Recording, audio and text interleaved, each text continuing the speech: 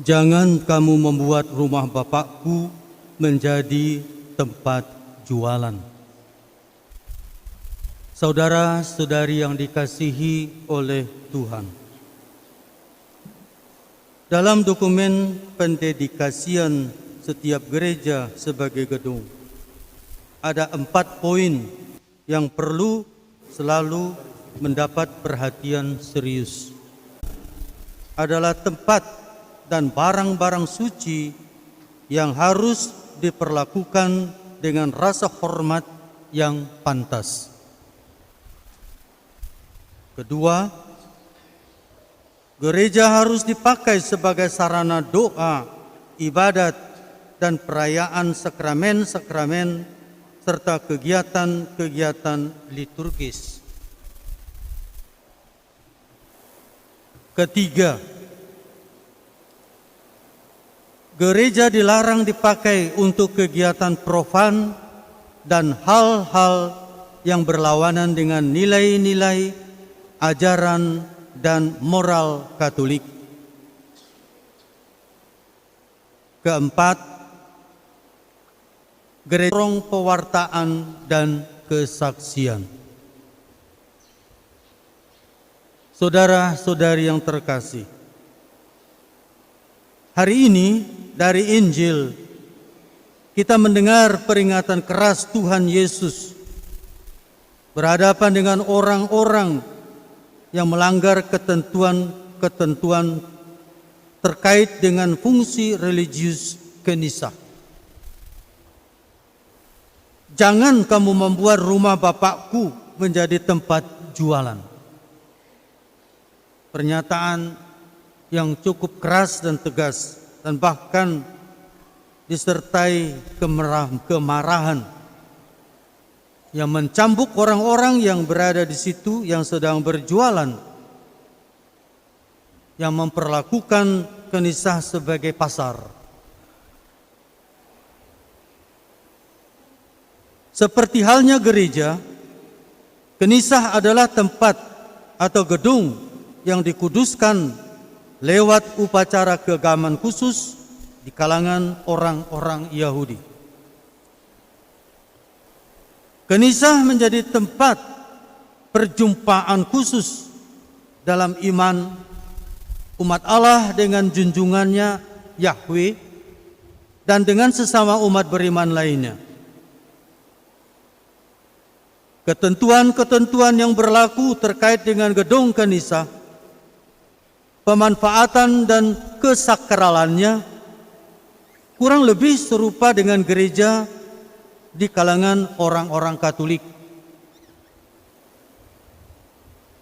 Maka saudara-saudari, ketika Tuhan Yesus menyaksikan orang-orang memperlakukan Kenisah secara tidak wajar, beliau marah dan mengusir mereka. Orang-orang beriman akan perlu memiliki pemahaman yang benar tentang makna dan fungsi sebuah gedung yang telah disucikan dan yang didedikasikan, dan bagaimana memperlakukannya secara baik dan benar.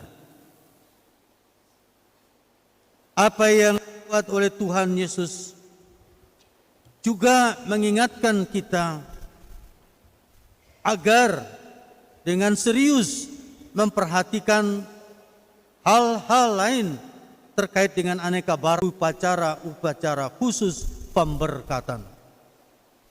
Kita berbicara tentang gereja sebagai gedung, tetapi juga tentang seluruh isi gereja itu dan alat-alat yang dipakai untuk atau dalam aneka perayaan liturgis dan peribadatan yang terkait dengan gereja tersebut.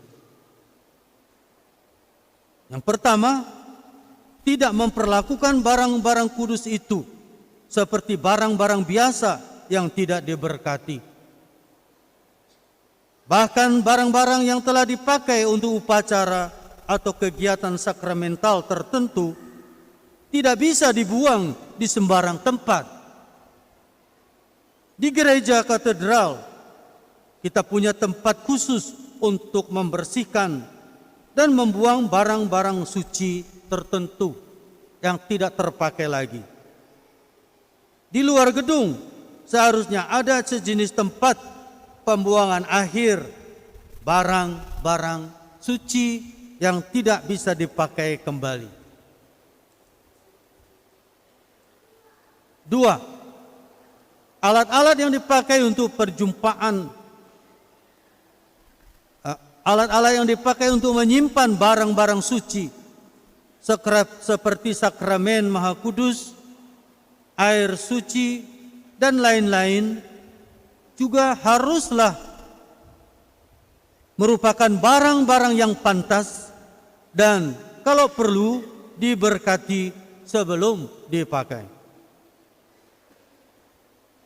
Saudara-saudari yang terkasih, kesemua sikap dan perilaku serta praktek pemakaian barang-barang itu secara patut dan benar tidak terlepas dari sikap iman dan takwa kepada Tuhan yang kita junjung tinggi, junjungan kita yang harus kita puji di atas segala sesuatu, disimpan dalam stoples atau bejana plastik yang hanya layak untuk menyimpan ikan asin.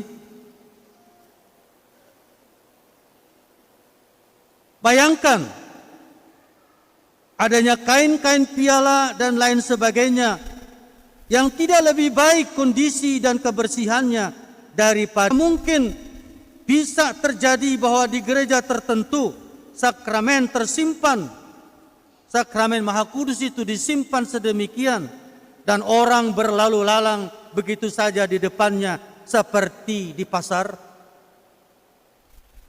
Layakkah itu terjadi? Bolehkah kita membiarkan hal tersebut terjadi? Bayangkan bahwa gereja-gereja kita menjadi tempat-tempat berkampanye politik, berjualan, mencari untung. Layakkah gereja dijadikan pasar?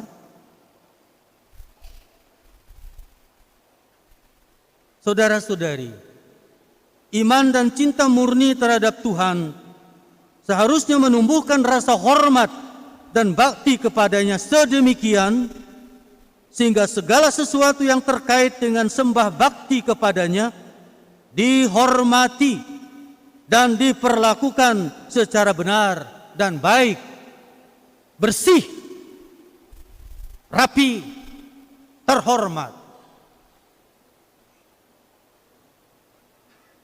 Dengan itu pula orang-orang beriman diajarkan untuk bersikap bijaksana memperlakukan dan berbuat sesuatu terkait dengan segala sesuatu. Beberapa ungkapan Tuhan yang terdapat dalam Injil berhubungan erat dengan sikap iman dan perilaku yang lahir dari kesadaran iman mendalam. Misalnya, janganlah mencampakkan benda suci kepada babi. Berilah kepada Allah apa yang menjadi haknya dan kepada kaisar demikian pula. Dan masih banyak ungkapan lain yang mengingatkan kita betapa perlunya kita memberikan hormat, mengungkapkan sembah bakti kepada Tuhan dan kepada segala sesuatu yang terkait dengan sembah bakti itu. Termasuk alat-alat yang kita pakai dalam perayaan terkait dengan perayaan itu sendiri pun terkait dengan alat-alat sarana yang dipakai untuk perayaan itu. Pada perayaan besar pemberkatan gereja yang berada di bawah perlindungan orang kudus Kapusin Santo Fidelis Sigmaringen hari ini, kita kembali diingatkan oleh Tuhan, jangan membuat rumah Bapakku menjadi tempat jualan. Yang sejajar dengan ini, dengan kata lain boleh dikatakan, jangan memperlakukan benda-benda suci seperti benda-benda profan 4 poin berkaitan dengan pendedikasian gereja menjadi pegangan bagi semua orang Kristen Katolik, bagaimana harus memperlakukan gedung gereja dan segala isinya, dan bagaimana bersikap terhadap semuanya itu. Terkait dengan alat-alat yang dipergunakan untuk menyimpan barang-barang kudus dan lain sebagainya, pelaksanaannya tidak bisa lepas dari kesadaran serta sembah bakti kepada yang ilahi. Memberkati.